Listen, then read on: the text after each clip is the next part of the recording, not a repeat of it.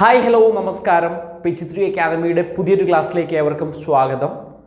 നമ്മളിന്നിവിടെ നോക്കാൻ പോകുന്നത് LP-UP marathon എന്ന് പറയുന്ന നമ്മുടെ പതിവ് ക്ലാസ്സിൻ്റെ ഒരു പുതിയ ക്ലാസ്സുമായിട്ട് വന്നതാണ്. മൾട്ടിപ്പിൾ ചോയ്സ് ക്വസ്റ്റ്യൻസ് തന്നെയാണ് നമ്മൾ എന്ത് ചെയ്യുന്നത് ഇന്നും നോക്കാനായിട്ട് പോകുന്നത്. സമയം കളയുന്നില്ല, വളരെ കുറച്ച് സമയം കൊണ്ട് നമ്മളുടെ ഇപ്പോഴത്തെ പരീക്ഷാ പാറ്റേൺ ഒന്ന് മനസ്സിലാക്കുക എന്നൊരു ഉദ്ദേശത്തിൽ വളരെ കുറച്ച് ചോദ്യങ്ങൾ, ആ ചോദ്യങ്ങളുമായി റിലേറ്റ് ചെയ്ത് സാധ്യതയുള്ള കുറച്ച് കാര്യങ്ങൾ അത് മാത്രമേ നമ്മൾ ഇന്ന് പറയുന്നുള്ളൂ. അതായത് ഒരു തെറ്റുണ്ടെങ്കിൽ ആ തെറ്റ്, ചോദ്യത്തിലൊരു തെറ്റുണ്ടാവും എന്തായാലും, ആ തെറ്റ് നമ്മളെ കുടുക്കാൻ വേണ്ടിയിട്ടുള്ളതാണ്. ആ കുടുക്ക് അഴിച്ച് നമ്മൾ എന്ത് ചെയ്യുന്നു, ആ ചോദ്യം കൃത്യമായിട്ട് പഠിക്കുന്നു, ആ കണ്ടൻറ്റ് കൃത്യമായി പഠിക്കുന്നു. അങ്ങനെയാണ് നമ്മൾ എന്ത് ചെയ്യുന്നത് പോകുന്നത്. അപ്പോൾ കമൻറ്റ് ചെയ്യുക നിങ്ങളുടെ അഭിപ്രായങ്ങൾ.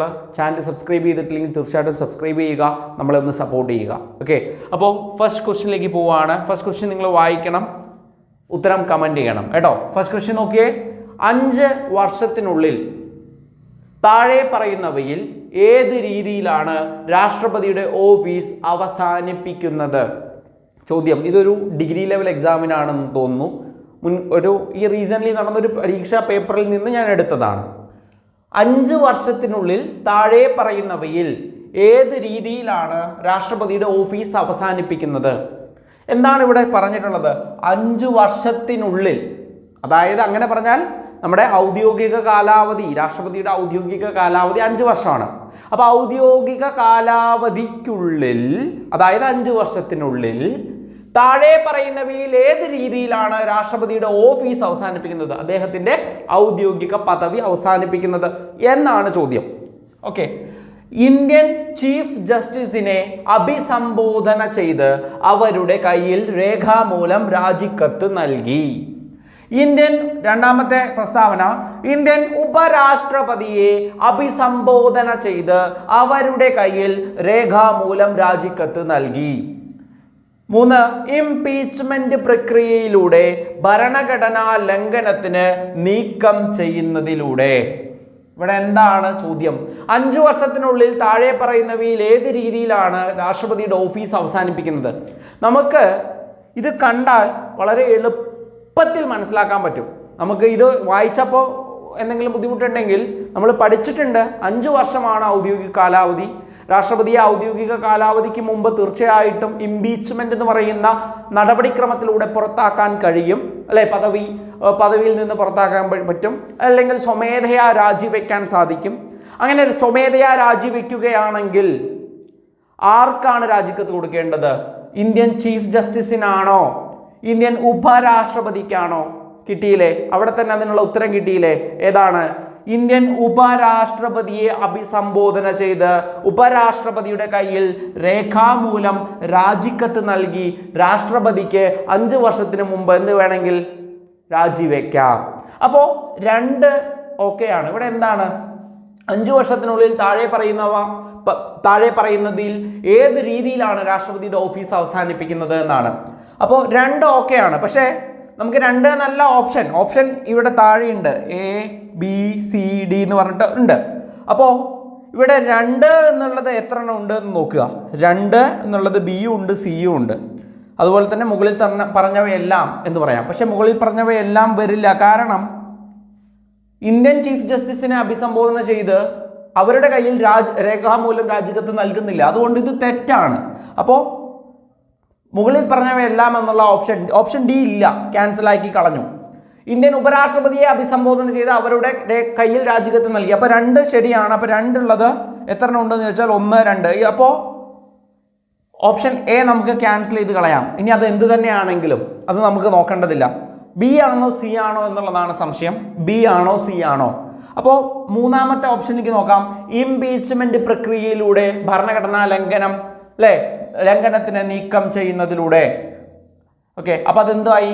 അത് ശരിയാണ്. ഇംപീച്ച്മെന്റ് ഭരണഘടനാ ലംഘനത്തിനാണ് ഇംപീച്ച്മെന്റ്. അപ്പോൾ അതും ശരിയാണ്. അപ്പോൾ 2, 3 എന്നിവ മാത്രമാണ് ശരി ഉത്തരം. ഇവിടെ 2 എന്നുണ്ട്, ഒപ്പം തന്നെ 1 എന്ന് വന്നതുകൊണ്ട് ഇതും നമുക്ക് അങ്ങനെ തന്നെ ക്യാൻസൽ ചെയ്ത് കളയാവുന്നതേ ഉള്ളൂ. അപ്പോൾ ക്യാൻസൽ ചെയ്യാനുള്ള മെത്തേഡ് നമ്മുടെ കയ്യിൽ തന്നെ ഉണ്ട്. നമുക്കത് നമ്മുടെ അറിവ് വെച്ച് അല്ലേ? നമുക്ക് എന്ത് ചെയ്യാവുന്നതാണ്? ഉത്തരത്തിലേക്ക് എത്താൻ പറ്റും.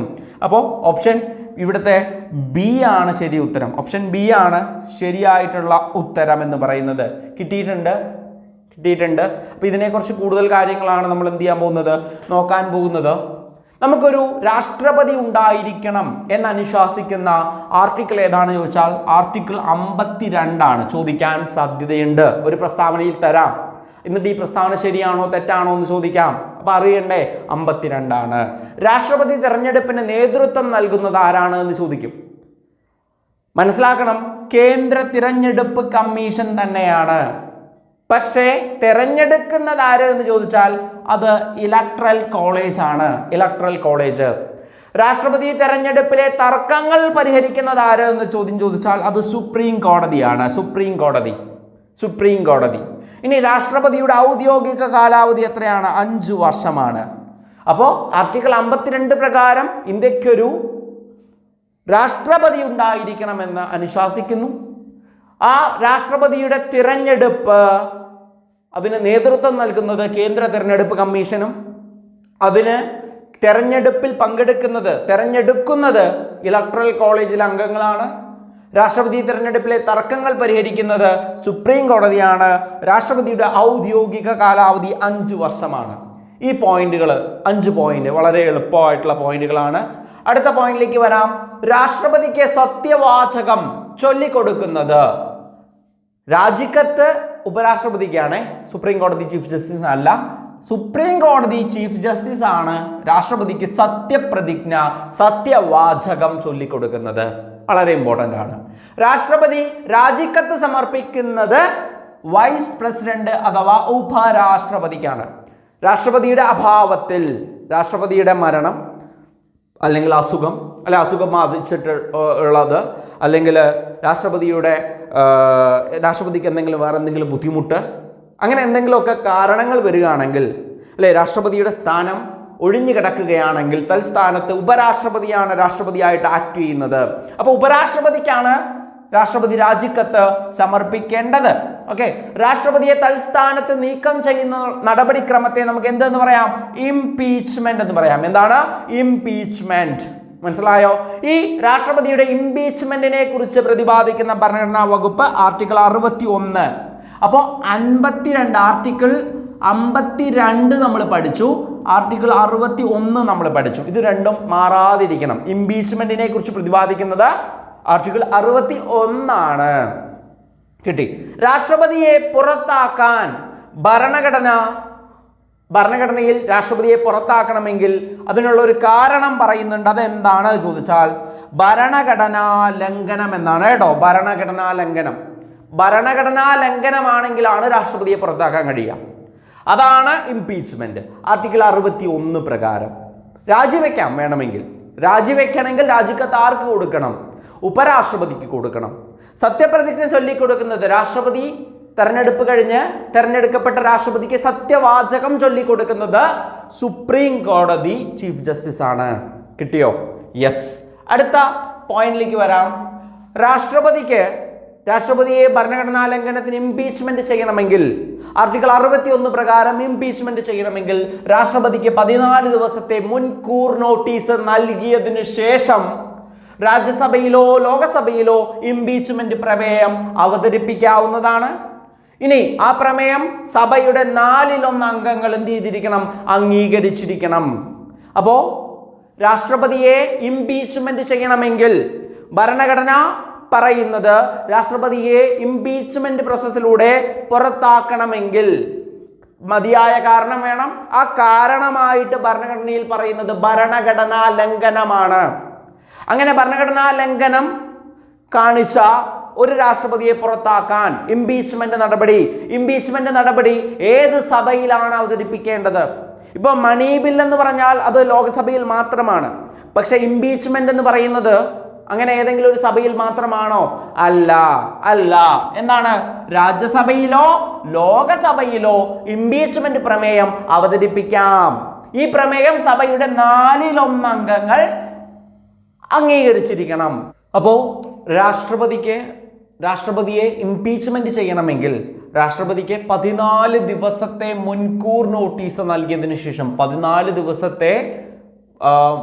ദിവസം മുൻപ് മുൻകൂർ നോട്ടീസ് നൽകിയതിനു ശേഷം രാജ്യസഭയിലോ അല്ലെങ്കിൽ ലോകസഭയിലോ എന്ത് ചെയ്യാം, ഇംപീച്ച്മെന്റ് പ്രമേയം എന്ത് ചെയ്യാം, അവതരിപ്പിക്കാം. അപ്പൊ രാജ്യസഭയിൽ വേണമെങ്കിലോ അവതരിപ്പിക്കാം, ലോകസഭയിൽ വേണമെങ്കിലോ അവതരിപ്പിക്കാം. 14 ദിവസം മുമ്പ് എന്ത് ചെയ്തിരിക്കണം, മുൻകൂർ നോട്ടീസ് നൽകിയിരിക്കണം.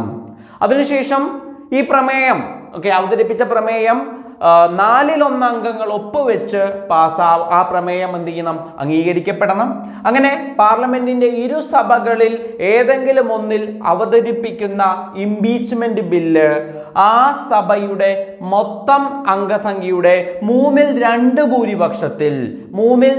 ഭൂരിപക്ഷത്തിൽ അതെന്ത് ചെയ്യുന്നു, പാസ്സാക്കുകയാണ് എന്നുണ്ടെങ്കിൽ ഒന്നാം സഭയിൽ നിന്ന് രണ്ടാം സഭയിലേക്ക്, ഇപ്പൊ ലോകസഭയിലാണ് 2/3 ഭൂരിപക്ഷത്തോടു കൂടി പാസ്സാകുന്നത് എന്നുണ്ടെങ്കിൽ ലോകസഭയിൽ നിന്ന് രണ്ടാമത്തെ സഭയായ രാജ്യസഭയിലേക്ക്, ഇനിയിപ്പോ രാജ്യസഭയിലാണ് ആദ്യം പാസ്സാകുന്നത് എന്നുണ്ടെങ്കിൽ ലോകസഭയിലേക്ക് എന്ത് ചെയ്യുന്നു, അടുത്ത സഭയിലേക്ക് നമ്മുടെ ഈ ഒരു ഇംപീച്ച്മെന്റ് ബില്ല് എന്താവുന്നു, പോകുന്നു.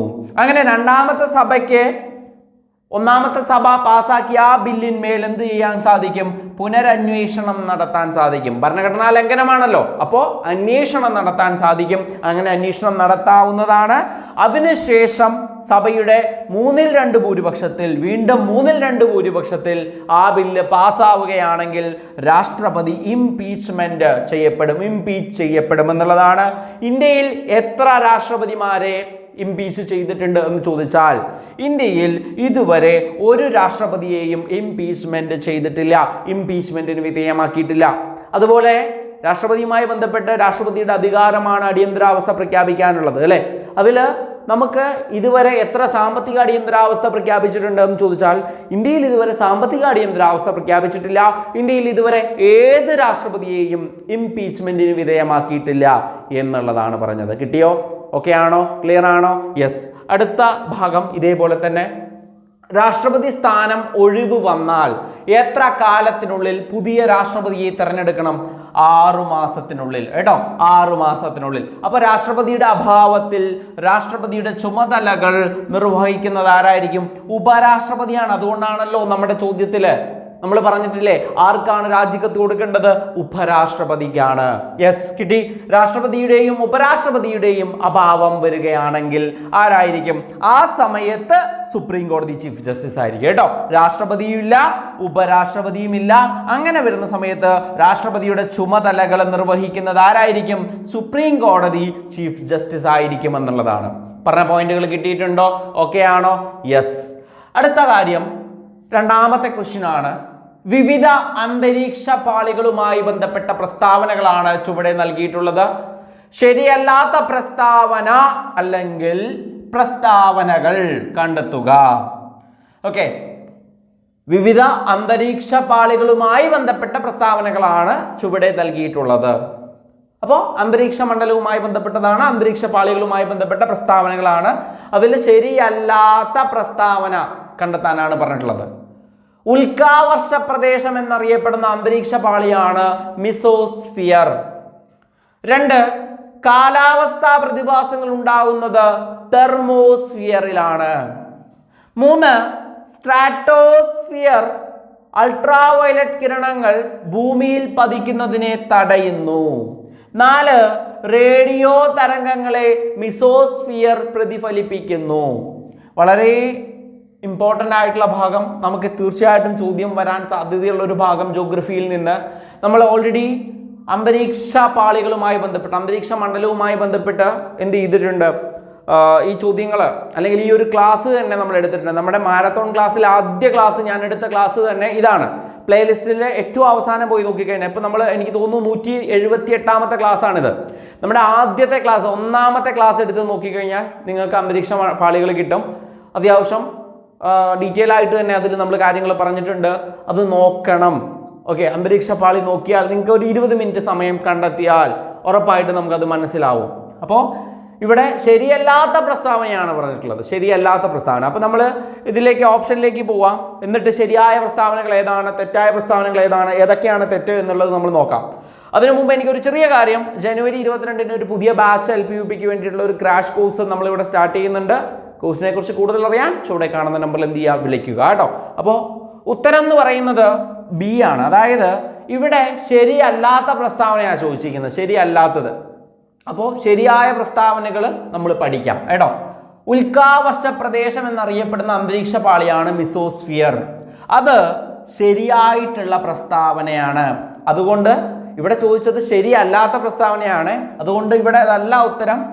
ഇനി അടുത്തത് വരികയാണെന്നുണ്ടെങ്കിൽ റേഡിയോ തരംഗങ്ങളെ, ഓക്കെ അടുത്ത ഉത്തരം എന്ന് പറയുന്നത് ശരിയായിട്ടുള്ള ഉത്തരമാണ് ചോദിക്കുന്നത്, നമ്മൾ പറയുന്നത്. ആക്ച്വലി ഇവിടെ ചോദിച്ചത് ശരിയല്ലാത്ത പ്രസ്താവനയാണ്. പക്ഷേ ഉൽക്കാവർഷ പ്രദേശം എന്നറിയപ്പെടുന്ന അന്തരീക്ഷ പാളി ഏത് ചോദിച്ചാൽ അത് മിസോസ്ഫിയർ ആണ്. ഓക്കെ, അത് മിസോസ്ഫിയർ ആണ്. ഇവിടെ ശരിയല്ലാത്തതാ ചോദിച്ചത്, ഇത് ശരിയാണ്. അതുകൊണ്ട് ഒന്നാമത്തേത് വരില്ല. ഇവിടെ തെറ്റായത് രണ്ടും അതുപോലെ തന്നെ 3 മാത്രമാണ് തെറ്റായിട്ട് വന്നിട്ടുള്ളത്. 2, 3 തെറ്റായിട്ട് വന്നിട്ടുള്ളത്. ഓക്കെ, കാലാവസ്ഥാ പ്രതിഭാസങ്ങൾ ഉണ്ടാകുന്നത് തെർമോസ്ഫിയർ എന്നാണ് ഇവിടെ പറഞ്ഞിരിക്കുന്നത്. ശരിക്കും തെർമോസ്ഫിയറിലല്ല, ട്രോപ്പോസ്ഫിയറിലാണ് വരിക. ട്രോപ്പോസ്ഫിയറിൽ. അപ്പോൾ തെർമോസ്ഫിയർ എന്ന് പറയുന്നത് തെറ്റാണ്, ട്രോപ്പോസ്ഫിയർ ആണ്. ഇനി സ്ട്രാറ്റോസ്ഫിയർ അൾട്രാ വയലറ്റ് കിരണങ്ങൾ ഭൂമിയിൽ പതിക്കുന്നതിനെ തടയുന്നു.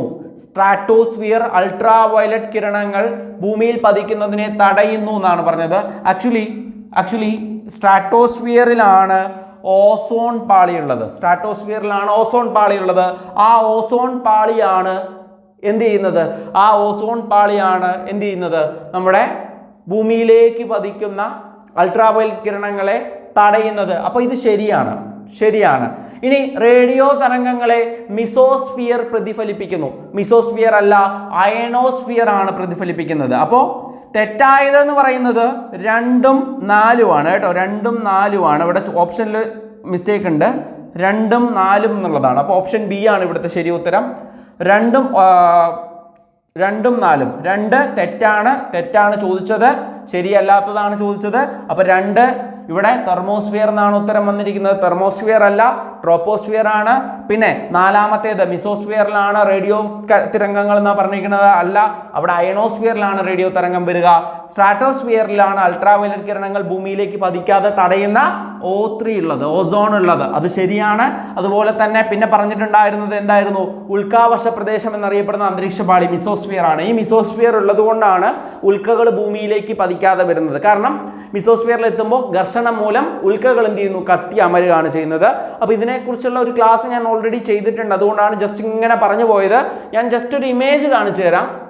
ഇവിടെ കാലാവസ്ഥാ പ്രതിഭാസം, നമ്മുടെ തെറ്റായ കാര്യങ്ങൾ ഒന്ന് പറയുകയാണ്. കാലാവസ്ഥാ പ്രതിഭാസങ്ങൾ ഉണ്ടാകുന്നത് ട്രോപ്പോസ്ഫിയറിലാണ്. അതായത് ട്രോപ്പോസ്ഫിയർ എന്ന് പറയുന്നത് നമ്മളെല്ലാം നിൽക്കുന്നത് ട്രോപ്പോസ്ഫിയറിലാണ് കേട്ടോ. അതാണ് ആദ്യം മനസ്സിലാക്കേണ്ടത്. റേഡിയോ തരംഗങ്ങളുള്ളത് അയനോസ്ഫിയറിലാണ്. ഇത് രണ്ടുമാണ് അവിടെ തെറ്റായി കൊടുത്തിട്ടുള്ളത്. ഇതാണ് ശരിയായിട്ട് നമ്മൾ മനസ്സിലാക്കി പഠിക്കേണ്ടത്. ഇപ്പോൾ ഈ രീതിയിലുള്ള 8ാം ക്ലാസ്സിലെ ഒരു ചാപ്റ്ററിലുള്ള ഒരു ചിത്രത്തെയാണ് നമ്മളിവിടെ തന്നിട്ടുള്ളത്. ഇതിൽ നിങ്ങൾക്ക് എത്രത്തോളം കാണാൻ കഴിയുന്നുണ്ട് എന്ന് എനിക്കറിയില്ല. അപ്പോൾ ഞാൻ ഇതിനെ ഒന്ന് വലുതാക്കുന്നുണ്ട്. ആദ്യത്തേതാണ് ട്രോപ്പോസ്ഫിയർ. ഈ ട്രോപ്പോസ്ഫിയറിലാണ് കാലാവസ്ഥാ പ്രതിഭാസങ്ങളായ മഴ, മഞ്ഞ്, ഇടിമിന്നൽ, കാറ്റ്, മേഘങ്ങളുടെ രൂപീകരണം, ഇതെല്ലാം നടക്കുന്നത് നമ്മൾ താമസിക്കുന്ന നമ്മളുടെ മാനവരാശിയുടെ ഭവനം എന്നറിയപ്പെടുന്ന ട്രോപ്പോസ്ഫിയറിലാണ്.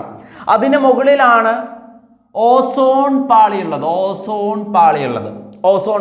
അതിന് മുകളിലാണ് സ്ട്രാറ്റോസ്ഫിയറിലായിട്ടാണ് വരിക. അപ്പോൾ അൾട്രാ വയലറ്റ് രശ്മികളെ ഭൂമിയിലേക്ക് പതിക്കാതെ തടയുന്ന ഓസോൺ പാളിയുള്ളത് സ്ട്രാറ്റോസ്ഫിയറിലാണെന്നും കാലാവസ്ഥ അനുഭവപ്പെടുന്നത് ട്രോപ്പോസ്ഫിയറിലാണെന്നും കാലാവസ്ഥാ പ്രതിഭാസങ്ങൾ അനുഭവപ്പെടുന്നത് മഴ, മഞ്ഞ്, കാറ്റ്, മേഘങ്ങളുടെ രൂപീകരണം, ഇടിമിന്നൽ, ഇതെല്ലാം ഉണ്ടാകുന്നത് ട്രോപ്പോസ്ഫിയറിലാണ്. ഇനി അതിനെയും ട്രോപ്പോസ്ഫിയറിനെയും സ്ട്രാറ്റോസ്ഫിയറിനെയും മുകളിലാണ് മിസോസ്ഫിയർ ഉള്ളത്. ഈ മിസോസ്ഫിയറിലേക്കാണ് ഉൽക്കകൾ ഇങ്ങനെ വരുമ്പോൾ കത്തി അമരുന്നത്. അതിന് മുകളിലാണ് അയനോസ്ഫിയറിലാണ് റേഡിയോ പ്രക്ഷേപണങ്ങൾക്ക് സഹായകരമാകുന്നത്. അയനോസ്ഫിയറിലാണ്. ഇതിൻ്റെ ഡീറ്റെയിൽ ആയിട്ടുള്ള ക്ലാസ് ഒന്നാമത്തെ ക്ലാസ്, മാരത്തോണിൻ്റെ 1ാമത്തെ ക്ലാസ്സിലുണ്ട് കേട്ടോ. അത് നിർബന്ധമായിട്ട് നിങ്ങൾ കാണണം, നഷ്ടം വരില്ല, കാണുക കേട്ടോ. യെസ്, കിട്ടിയോ? അടുത്ത ചോദ്യം, 3ാമത്തെ ചോദ്യം. ചുവടെ തന്നിരിക്കുന്ന പ്രസ്താവനകളിൽ ശരിയായ പ്രസ്താവന അല്ലെങ്കിൽ പ്രസ്താവനകൾ കണ്ടെത്തുക. പൂർണ്ണമായും തദ്ദേശീയമായ ആദ്യ ഇന്ത്യൻ ബാങ്കാണ് പഞ്ചാബ് നാഷണൽ ബാങ്ക്. ചുവടെ തന്നിരിക്കുന്ന പ്രസ്താവനകളിൽ ശരിയായത് പോസിറ്റീവാണ് ഇവിടെ വേണ്ടത്. ശരിയായ പ്രസ്താവനയാണ് കണ്ടെത്താൻ പറഞ്ഞത്. പൂർണ്ണമായും തദ്ദേശീയമായ ആദ്യ Indian bank Punjab national bank ആണ്. ഒന്നാം ഘട്ട ബാങ്ക് ദേശസാൽക്കരണം നടത്തിയ പ്രധാനമന്ത്രി ഇന്ദിരാഗാന്ധിയാണ്. 3 പൂർണ്ണമായും വനിതകൾ നിയന്ത്രിച്ചിരുന്ന ഇന്ത്യയിലെ ആദ്യ ബാങ്ക് ഭാരതീയ മഹിളാ ബാങ്കാണ്. 4 2017 ഏപ്രിൽ 1 ഭാരതീയ മഹിളാ ബാങ്ക് SBIയിൽ ലയിച്ചു. ഇതിലേതെങ്കിലും തെറ്റുണ്ടോ? ഇതിലേതൊക്കെയാണ് ശരി എന്നുള്ളതാണ് ചോദ്യം. ഏതൊക്കെയാണ് ശരി? പൂർണ്ണമായും തദ്ദേശീയമായ ആദ്യ ഇന്ത്യൻ ബാങ്കാണ് പഞ്ചാബ് നാഷണൽ ബാങ്ക്. പൂർണ്ണമായും തദ്ദേശീയമായ ആദ്യ ഇന്ത്യൻ ബാങ്ക് ആണ് പഞ്ചാബ് നാഷണൽ ബാങ്ക്. ശരിയാണ്, തെറ്റൊന്നുമില്ല, ശരിയാണ്. ഒന്നാം ഘട്ട ബാങ്ക് ദേശസാൽക്കരണം നടത്തിയ പ്രധാനമന്ത്രി തീർച്ചയായിട്ടും ഇന്ദിരാഗാന്ധിയാണ് അല്ലേ? ഇന്ത്യയുടെ ഉരുക്ക് വനിത അല്ലേ? യെസ്. പൂർണ്ണമായും വനിതകൾ നിയന്ത്രിച്ചിരുന്ന ഇന്ത്യയിലെ ആദ്യ ബാങ്ക് ഭാരതീയ മഹിളാ ബാങ്കാണ്. കറക്റ്റാണ്, ശരിയാണ്. 2017 ഏപ്രിൽ 1 ഭാരതീയ മഹിളാ ബാങ്ക് SBIയിൽ ലയിച്ചത്. അതും ശരിയാണ്. അപ്പൊ ഇവിടെ എന്താണ്? 1 3 2 3 1 2 മുകളിൽ പറഞ്ഞവയെല്ലാം, ഓപ്ഷൻ ഡി മുകളിൽ പറഞ്ഞവയെല്ലാമാണ് ശരി. അപ്പോൾ ഇതുമായി ബന്ധപ്പെട്ട് നമ്മൾ ഭാരതീയ മഹിളാ ബാങ്കിനെ ഒന്ന് നന്നായിട്ട് പഠിക്കാൻ പോവുകയാണ്. അപ്പോൾ ഓപ്ഷൻ നമ്മൾ മുകളിൽ പറഞ്ഞവയെല്ലാമാണെന്ന് പറഞ്ഞു. ഭാരതീയ മഹിളാ ബാങ്കിനെ കുറിച്ച് പറയുകയാണെങ്കിൽ ഭാരതീയ മഹിളാ ബാങ്കിന്റെ ആസ്ഥാനം ന്യൂഡൽഹിയാണ്. നമ്മുടെ ഇന്ദിരാഗാന്ധിയുടെ 96ാമത് ജന്മദിനത്തിൽ ഉദ്ഘാടനം ചെയ്യപ്പെട്ട ബാങ്കാണ് ഏത്? ഭാരതീയ മഹിളാ ബാങ്ക്. 2013 നവംബർ 19 ഓക്കെ, നവംബർ 19 എന്താണ്? നവംബർ 19ന്റെ പ്രത്യേകത എന്താണ്? അതെ, ദേശീയോദ്ഗ്രഥന ദിനമാണ്. ഇന്ദിരാഗാന്ധിയുടെ ജന്മദിനം അല്ലേ? ഇനി ഇന്ദിരാഗാന്ധി മരണപ്പെട്ട ദിവസമാണെങ്കിലോ പുനരർപ്പണ ദിനം. അപ്പോൾ നവംബർ 19 ശ്രദ്ധിക്കണേ, നല്ല ചോദ്യം. അപ്പോൾ 2013 നവംബർ 19 ജന്മദിനത്തിൽ, ഇന്ദിരാഗാന്ധിയുടെ ജന്മദിനത്തിൽ 2013 നവംബർ 19 എന്ത് ചെയ്യുന്നു? ഭാരതീയ മഹിളാ ബാങ്ക് വരുന്നു. ഈ ഭാരതീയ മഹിളാ ബാങ്കുമായി ബന്ധപ്പെട്ട് പറയുകയാണെങ്കിൽ വനിതാ ശാക്തീകരണം ഇന്ത്യയുടെ ശാക്തീകരണം എന്ന മുദ്രാവാക്യം ഏതു ബാങ്കിൻ്റെയാണ് എന്ന് ചോദിക്കാം. വനിതാ ശാക്തീകരണം ഇന്ത്യയുടെ ശാക്തീകരണം എന്നത് ഏതു ബാങ്കിന്റെ മുദ്രാവാക്യമാണെന്ന് ചോദിച്ചു കഴിഞ്ഞാൽ തീർച്ചയായിട്ടും പറയാൻ പറ്റണം അത് ഭാരതീയ മഹിളാ ബാങ്കിന്റെയാണ് എന്നുള്ളത്. അപ്പോൾ എന്താണ് നമ്മുടെ ഒന്നാം ഘട്ട ബാങ്ക് ദേശസാൽക്കരണം നടത്തിയ ഇന്ദിരാഗാന്ധിയുടെ ജന്മദിനമായ അല്ലെ 96ാമത് ജന്മദിനം 2013 നവംബർ 19 ആണ് എന്ത് വരുന്നത്? ഭാരതീയ മഹിളാ ബാങ്ക് വരുന്നത്. പൂർണ്ണമായും വനിതകൾ നിയന്ത്രിച്ചിരുന്ന ഇന്ത്യയിലെ ആദ്യ ബാങ്കാണ് ഭാരതീയ മഹിളാ ബാങ്ക്. ഓക്കെ, ആ ഭാരതീയ മഹിളാ ബാങ്ക് 2013 നവംബർ 19 വരുന്നു. അതിന്റെ മുദ്രാവാക്യം പറഞ്ഞാൽ വനിതകളുടെ ശാക്തീകരണമാണ് ഇന്ത്യയുടെ ശാക്തീകരണം എന്നുള്ളതാണ്. ഇനി ഈ ഭാരതീയ മഹിളാ ബാങ്കിന്റെ കേരളത്തിലെ ആദ്യ ശാഖ നിലവിൽ വന്നത് മണക്കാട് തിരുവനന്തപുരമാണ്. തിരുവനന്തപുരം. ഇനി ഈ ഭാരതീയ മഹിളാ ബാങ്ക് ഇപ്പൊ ഉണ്ടോ? ഇല്ല. അതെവിടെയാണ്? SBIയിൽ ലയിച്ചു, ലയനം വന്നു. ഏത് വർഷം? 2017 ഏപ്രിൽ 1 ഭാരതീയ മഹിളാ ബാങ്ക് എവിടെ ലയിച്ചു എന്ന് ചോദിച്ചു കഴിഞ്ഞാൽ SBIയിൽ ലയിച്ചു എന്നുള്ള കാര്യം കൂടി ഓർത്ത് വെക്കുക. വളരെ ഇമ്പോർട്ടൻ്റ് ആയിട്ടുള്ള കാര്യമാണ്, വളരെ ഇമ്പോർട്ടൻ്റ് ആണ്. അപ്പോൾ ഇത്രയും കാര്യങ്ങളെ നമ്മൾ ഇന്ന് എന്ത് ചെയ്യുന്നുള്ളൂ, നോക്കുന്നുള്ളൂ. ആദ്യത്തെ ക്ലാസ് കാണാത്തവർ തീർച്ചയായിട്ടും ഈ റീസെൻ്റ് ആയിട്ട് വന്ന് നമ്മുടെ കൂടെ ജോയിൻ ചെയ്ത് നമ്മളോടൊപ്പം ഇങ്ങനെ പഠിച്ചു പോകുന്നവർ ആദ്യത്തെ ക്ലാസ് കാണണം. നമ്മുടെ പ്ലേലിസ്റ്റിൽ നോക്കുക, ആദ്യത്തെ ക്ലാസ് അടിച്ചു കൊടുത്താൽ വരും കേട്ടോ. നമ്മുടെ അന്തരീക്ഷ മണ്ഡലം അതൊന്ന് നിർബന്ധമായിട്ടും കാണുക. നിങ്ങൾക്ക് ഉറപ്പായിട്ട് ഒരു മാർക്ക് അവിടെ നിന്നുണ്ടാവും കേട്ടോ. അപ്പോൾ അത്രയും കാര്യങ്ങൾ പറഞ്ഞിട്ട് നിർത്തുകയാണ്. Thank you.